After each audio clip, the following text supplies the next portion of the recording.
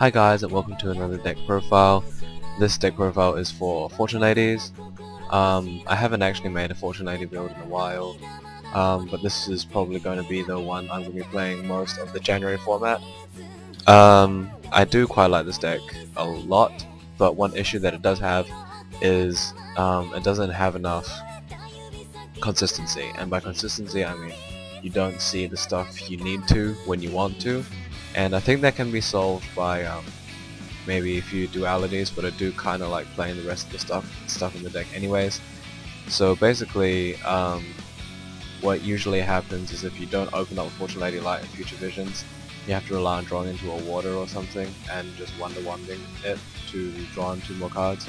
And hopefully if you draw well, you're going to get into a light and a field spell, because that's really what you want to see. So deck profile, decklist will be in the description, so this video is just basically going to go over the deck choices. Blacklisted Soldiers, Blacklisted Soldier. You have the targets. Having one I think is okay. This card wins games by itself, clearly, but I think one's enough. You can gold stock for a Blacklisted Soldier if you do plan on BLS, but of course you don't need to win with BLS. It's simply there because it is. In fact, I might take out BLS for a 3rd Fortune Lady Dark. I do really want to run 3 Fortune Lady Darks. And the reason is because I've been finding out that I've been playing Fortune Ladies kind of wrong. And the reason I say that is because I realized what Fortune Ladies kind of need to do is have like a face up Fortune Lady Light on the field at all times. Because if your opponent board wipes or you get Mirror Force, that means you can Fortune Lady Light into like another Fortune Lady Dark and maybe something else depending on the situation. But that's just kind of like something most Fortune Lady players probably already know, but yeah, I'm just finding out. But the original Fortune Ladies I think were meant to run off Inherited Fortune. By that I mean when a face up attack position Fortune Lady monster is destroyed, you special summon 2 from your hand, which means you wanted to run 3 waters, so whenever your Fortune Lady is destroyed you can water for more cards. But I don't think running Inherited Fortune is a very consistent way of playing Fortune Ladies. Other Fortune Lady cards like Bending Destiny, it's a really cool card, but it doesn't really help you. It's better just to run like the MSTs, Solemn Warning, stuff like that. At least in my opinion. So that's 2 Darks at the moment, 2 Mist Valley Falcon and a Zephyros. The reason I run these is because Mist Valley Falcon is really good by itself with the field spell. For example, when the opponent normal summons and then once it gets banished, you can use Mist Valley Falcon to attack and return the field spell to hand. Doesn't matter if Falcon gets destroyed, their monster is still banished because of return to the hand. And same thing with Zephyros. Mist Valley Falcon can also bounce stuff like Safe Zone, if it's attached to your opponent's monster, to destroy it that way. It can also bounce Fiendish Chains if they're dead on the field, and Call of the Haunteds. One thing you can do with Mist Valley Falcon is you can call back Fortune Lady Light, attack with Falcon by bouncing Call of the Haunted, and then Fortune Lady Light is destroyed as a result of the card effect. And she actually doesn't miss timing, so she does get her effect. So Mist Valley Falcon attacks and Fortune Lady Light gets her effect at the same time, which is kind of strange, but it does work somehow. It doesn't work with Zephyros though, because the last thing to happen is he is special summoned. It's different from the attack, at least that's what I've heard on forums.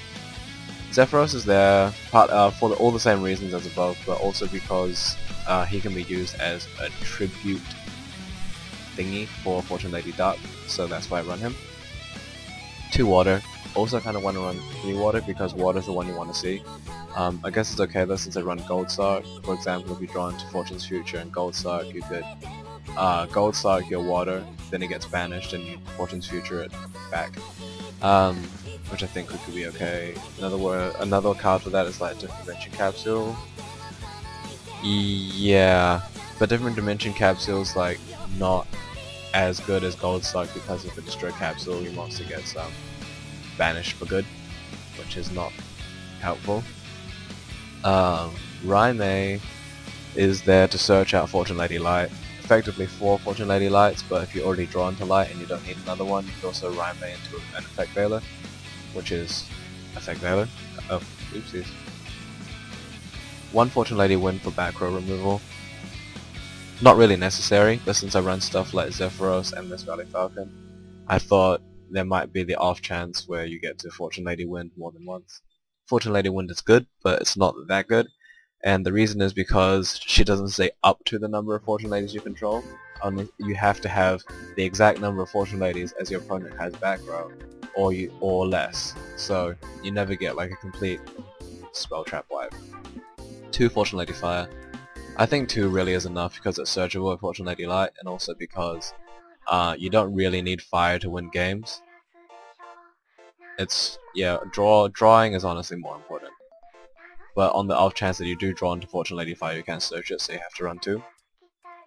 Kinka-Byo is for getting back your Fortune Lady Light. On some cases, if you don't have a field spell, you can use it to get back your Effect Veiler.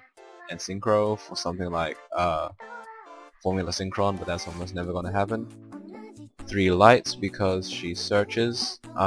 2 Fortune's Future. Probably one of the cards I would consider running 3 of, but I don't like to run 3 because you're not always going to have a field spell. I run Terraforming because you want to see it, but it really isn't guaranteed. You're not always going to have Fortune Lady banished, but if they do destroy a field spell when you have Fortune Lady banished, then it's not exactly good news, so that's why it's probably a good idea to run 3, but I think 2's been working out so far. 1 Terraforming and 3 of the field spell because that's what you need a field spell. You really do. Gold Sarc for anything. Most of the time it'll probably be for maybe a Water or Call of the Haunted, because calling back Fortune Lady Water gets her effect anyways. 2 MST, generic back row removal, 2 Forbidden Lands and 2 Safe Zones. I'm running the Safe Zone because Miss Valley Falcon can have some fun with Safe Zone, but also because you can Safe Zone a Fortune Lady Dark to prevent it from getting destroyed, which is also nice because you need a Fortune Lady Dark on the field, and the only way they get around this is by destroying it.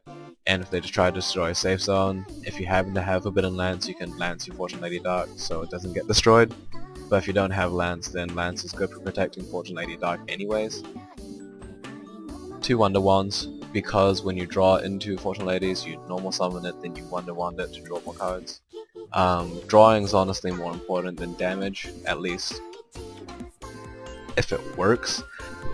Because usually when you draw 2 cards, you do see what you need, because there's effectively 4 lights and 4 of the field spell.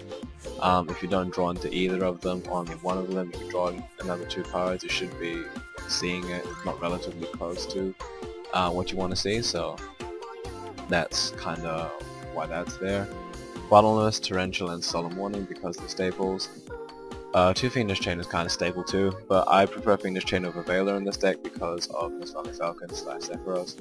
And 3 Call of the Haunted because you really need these Fortune Ladies for Fortune Lady Water, because drawing 2 cards is incredible, and you really want to see that as much as possible, or your Fortune Lady Dark gets destroyed, and once BLS it was special summoned for the first time, you can call it back using Call of the Haunted, so there's that too.